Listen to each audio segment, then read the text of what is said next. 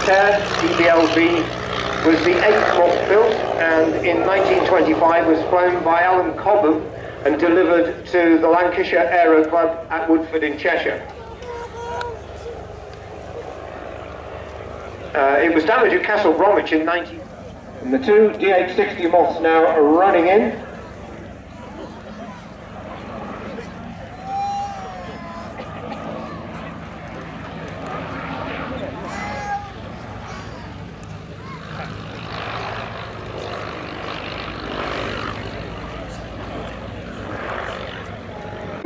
Neither of these is. The lead of the formation is a cirrus moth, and the one behind is a Hermes moth. I'll tell you about that in just a second.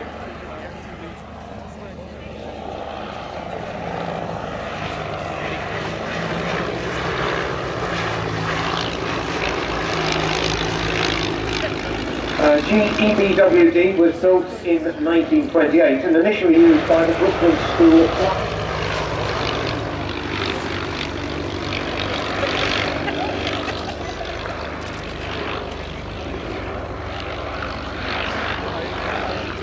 Pairs sitting there, in the bottom seat, so you can turn them to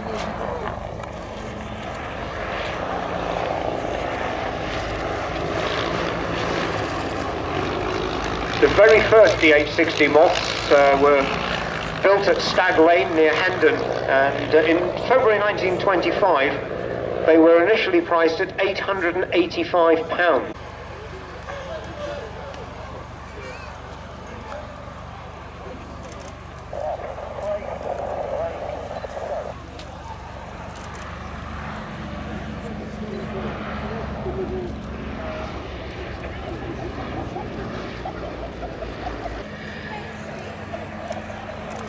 And the big difference between this aircraft and the Tiger Moth, other than the inverted engine on the Tiger Moth, is that the Tiger Moth fuselage frame is made of steel tube, where this is an all-wooden aeroplane.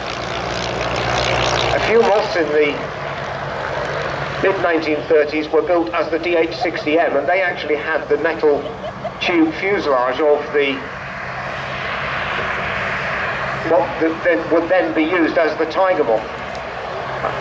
Ironically, the roles were then reversed in World War II when the DH82B Queen Bee was created. And they used the fuselage frames of the original DH60 because they wanted an all-wooden frame, because the Queen Bee was being used as a flying target and was operated by remote control.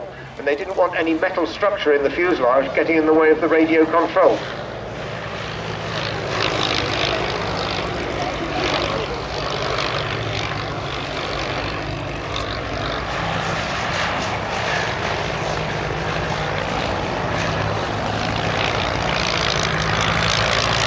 DH60s in landing training, and one believed to have served aboard HMS Furious as a hack and communications aircraft with 801 Squadron.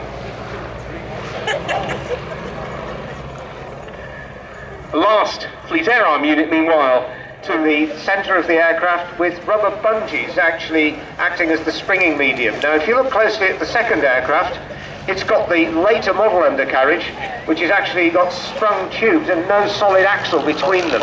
And if you look closely at the Tiger Moth on the line, you'll find the undercarriage on that Tiger Moth is identical. You see there's a bulkier bit, and that literally is the fuel tank, and it has the simplest fuel system in the world, gravity feed. The tank's on the top wing, there's a tap and a pipe down to the carburettor. Nothing to go wrong, no fuel pump. And that has most literally stood the test of time.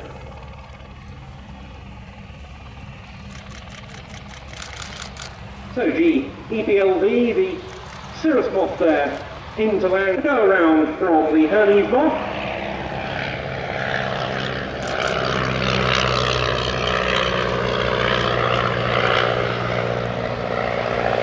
Scott Butler, who's taxiing now a regular Moth pilot, who's flying Tiger Moth with the flying club at Kenlo, just literally over the horizon for many, many years. Combined that with a Royal Air Force career as an air tanker pilot, flying TriStars amongst other things. Has now got an airline career and is flying as a pilot with the Shuttleworth collection. Also owns his own diminutive Grand Turbulent aircraft with a Volkswagen engine, which he flies with great glee and gusto, is the best way I could describe that. As heading now onto final approach again, the runway now clear.